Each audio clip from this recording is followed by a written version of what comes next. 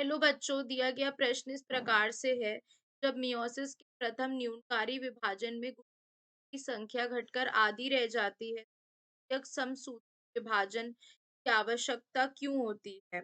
ए, Pratikrit chromosome के पृथक्करण के लिए, अगुणित क्रोमोसोम के समान वितरण के लिए, चार युग्म निर्माण के लिए, या क्रोमोसोम पर जीन समान वितरण के लिए। प्रश्न की मुख्य अवधारणा है क्रोमोसोम।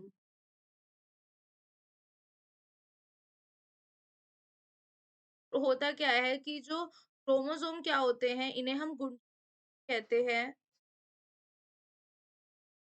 जो कि क्या होते हैं, आनुवंशिक पदार्थ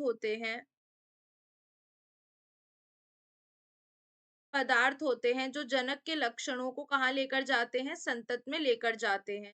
तो होता क्या है, जो मियोसिस का प्रथम विभाजन होता है जिसमें संख्या घटकर आधी रह जाती है, कि जो पूर्व अवस्था होती है, से हम समसूत्री विभाजन से रिलेट कर सकते हैं। समसूत्री विभाजन से भी रिलेट कर सकते हैं। होता क्या है, इसमें बहुत सारे फेजेस आते हैं, लंबी व जटिल। जैसे कि सबसे पहली आती है हमारी लेप्टोटीन, के बाद हमारी आती है यहाँ पर जाइगोटीन,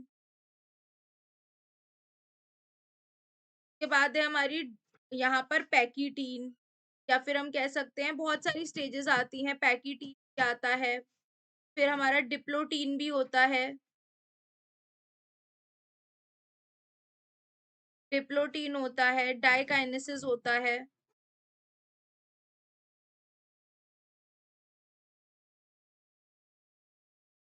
डाइकाइनेसिस होता है। तो ये सारे इसमें आते हैं। तो यह सारी अवस्थाएं जो होती हैं क्रोमोसोम के अलग अलग फेजेस को दिखाती हैं, यानी क्रोमोसोम के पृथक्करण के लिए, प्रतिकरण के लिए ये सारी इसमें जरूरी होती हैं।